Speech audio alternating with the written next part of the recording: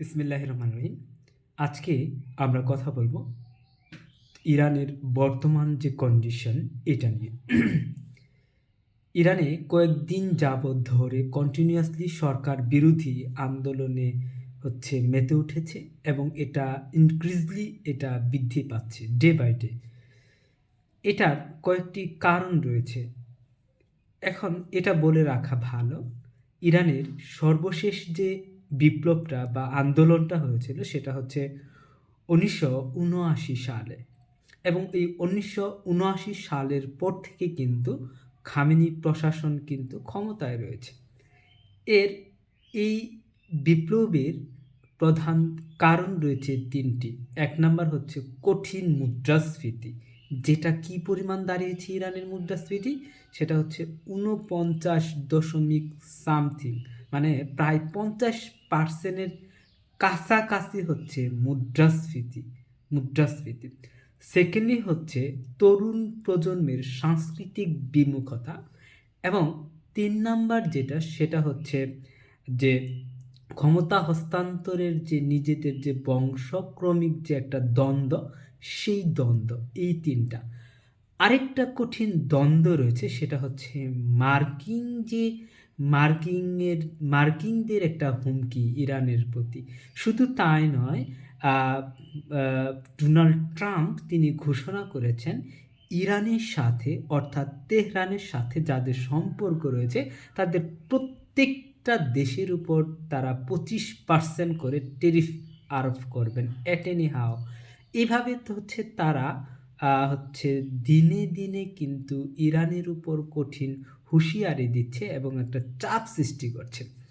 অন্যদিকে খামেনি প্রশাসন বলছে যারা এই বিশ্বের পশ্চিমা বিশ্বের মদতে যারা সরকার বিরোধী আন্দোলন নিবে তাদের বিরুদ্ধে কিন্তু একটা কঠিন হুঁশিয়ারি দেওয়া হবে এবং তার পক্ষে কিন্তু আইআরজিসি অর্থাৎ ইরানের রেভলিউশনারি গার্ড কিন্তু কাজ করছে।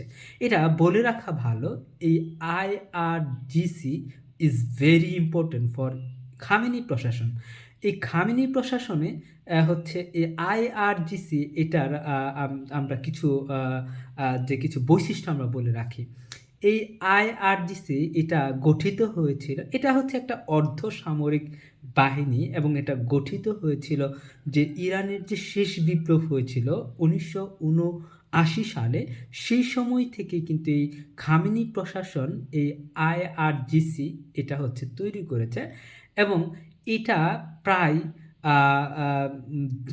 ইরানের মোট জিডিপির ৩০-৪০% নিয়ন্ত্রণ করে। শুধু তাই নয়, তেল থেকে শুরু করে একদম আসবাবপত্র যে সকল বাণিজ্য রয়েছে সম্পূর্ণ নিয়ন্ত্রণ কিন্তু এই আইআরজিসি এই বাহিনীর কাছে। এবং এদের মেন এবং প্রধান কাজ হচ্ছে দেশে যদি কোনো বিপ্লব হয় সেই বিপ্লবটাকে কন্ট্রোল করা, অর্থাৎ রিডিউস করা বা কনসাইজ করা। থার্ডলি হচ্ছে এই যে এদের এই যে এই আরজিসি এই আইআরজিসি বাহিনীটা এটা খামেনি প্রশাসনের নিকট যেমন দায়বদ্ধ, ঠিক তেমনি খামেনি প্রশাসনও এই আইআরজিসি এই বাহিনীর নিকট দায়বদ্ধ। এখন আসি, আমরা বলে রাখা ভালো, এই যে ইরানের যে এতদিন ধরে যে বিপ্লব হচ্ছে, তারা কিন্তু খামেনি প্রশাসন কিন্তু নেট বন্ধ করে দিয়েছে এবং ট্রাম্পের নির্দেশে ইলন মাস্ক কিন্তু তার স্টারলিংকটা চালু করেছিল, কিন্তু ইরান প্রশাসন বা খামেনি প্রশাসন এই প্রথম দেশ হিসেবে কিন্তু স্টারলিংকে কিন্তু ড্যামেজ করে দিয়েছে। থার্ডলি এবং এইখানে রাশিয়া এবং চায়না কি যদি মার্কিন প্রেসিডেন্ট যদি ডোনাল্ড ট্রাম্প যদি আরও চাপ সৃষ্টি করে, অর্থাৎ যদি পারমাণবিক বোমা যদি তেহরানে নিক্ষেপ করে খামেনি প্রশাসনের বিরুদ্ধে, তাহলে রাশিয়া এবং চায়নার ভূমিকা কী হবে? অ্যাকচুয়ালি আমরা এটা বলে রাখা ভালো, রাশিয়া কী হবে, রাশিয়ার এখন ফোকাস ইউক্রেনের দিকে। ইউক্রেনের সাথে যে তাদের যে যুদ্ধ, এটার দিকেই তারা অনেক মানে তারা ওইখানেই সেন্ট্রালাইজড হয়ে রয়েছে। এবং আমরা এটা বলে রাখা ভালো যে 2025 সালের জুন মাসের দিকে ইরান ইসরায়েল প্রায় 12 দিনের একটা যুদ্ধ হয়েছিল।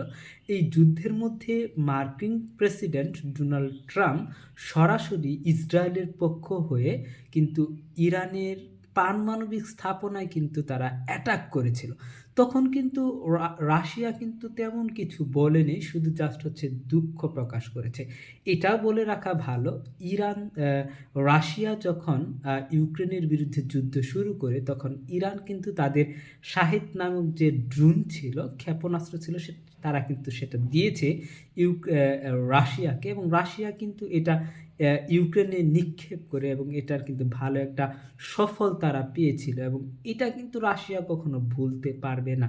জাস্ট রাশিয়া এটা মনে করে যে মধ্যপ্রাচ্যের মধ্যে যাতে তেহরানকে একটা বাফার কান্ট্রি হিসেবে শুধু তারা বিবেচনা করে। তারা ভাবে যে ইরান যাতে বাফার কান্ট্রি হিসেবে থাকে এবং এইখানে যাতে মার্কিন আধিপত্যবাদ যাতে ইনক্রিজ না হয়, এই জন্যই তারা মনে করে। তারপরেও কিন্তু হচ্ছে ইরান এবং রাশিয়া হচ্ছে তাদের মধ্যে একটা ভালো আন্ডারস্ট্যান্ডিং রয়েছে। সো আমি মনে করি যে যদি মার্কিন ওয়াশিংটন যদি তেহরানে যদি পারমাণবিক ক্ষেপণাস্ত্র ছুঁড়ে বা যুদ্ধ লেগে যায়, সরাসরি রাশিয়া বা হচ্ছে ভ্লাদিমির পুতিন সরাসরি এই মুহূর্তে যুদ্ধে অংশগ্রহণ করবে না। এখন আসি চায়না ভেরি একটা, তারা হচ্ছে বিভিন্নভাবে তাদের টেকনিক হচ্ছে আলাদা, এবং তারা একটা সত্যি বলতে তারা হচ্ছে বর্তমান এক্সিস্টিং পাওয়ারের মধ্যে তারা অন্যতম চায়না। এবং চায়না যে সরাসরি হচ্ছে যদি মার্কিন প্রশাসন ইরানের বিরুদ্ধে যুদ্ধ ঘোষণা করে, চায়না কিন্তু সরাসরি কিন্তু তাদের হচ্ছে যে মার্কিনদের প্রতি যে মার্কিনদের বিরুদ্ধে যে সরাসরি যুদ্ধে অংশগ্রহণ করবে না, যদিও তারা অনেক ভালো একটা মিত্র। এটা বলে রাখা ভালো যে চায়নার সাথে এবং ইরানের একটা 25 বছরের একটা চুক্তি রয়েছে, যেটা হচ্ছে $400 বিলিয়ন, এবং এটা কিন্তু ইরানের একটা শেষ ভরসা। এবং ইরান এটা চায় যে তাদের মধ্যপ্রাচ্যে কিন্তু ইরান অন্যতম একটা দেশ, কারণ হচ্ছে তাদের ইরানের বেল অ্যান্ড রুট ইনিশিয়েটিভ, এটাকে ইমপ্লিমেন্টেশন করার জন্য Iran is very very important for China. By the way, তারা হয়তো অস্ত্র দিয়ে বা হচ্ছে তারা বিভিন্নভাবে সাহায্য করবে, কিন্তু সরাসরি মার্কিনদের বিরুদ্ধে কিন্তু কি করবে না, যুদ্ধে অংশগ্রহণ করবে না। আর আমরা যদি দেখি যে গতকাল আমরা যেটা দেখলাম, যে নিউজটা দেখলাম, সেটা হচ্ছে কিন্তু খামেনি প্রশাসন প্রায় প্রত্যেকটি প্রদেশ থেকে প্রায় 10 থেকে 12 লাখ কিন্তু যারা বর্তমান বিপ্লব করছে তাদের বিরুদ্ধে কিন্তু আবার উল্টা আরেকটা বিপ্লব শুরু হচ্ছে। অর্থাৎ মানে হচ্ছে তারা সরকারপন্থী আর কি, সরকারের পক্ষ হয়ে যাতে খামেনি প্রশাসন না নামে, দ্যাটস ওয়াই এই জায়গায় কিন্তু হচ্ছে এই লোকজনগুলা কাজ করছে।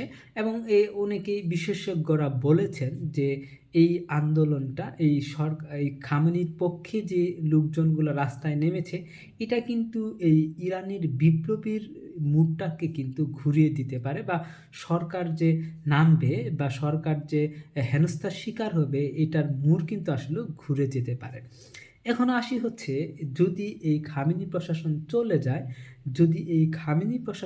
যায় তাহলে কে দেশে আসতে পারে, যে কে ক্ষমতায় আসতে পারে। এক নাম্বার হচ্ছে সেখানে আসতে পারে হচ্ছে যে রাজতন্ত্রপন্থী কিছু রয়েছে, কিছু যে ধর্মীয় নেতারা রয়েছে তারা ক্ষমতায় আসতে পারে।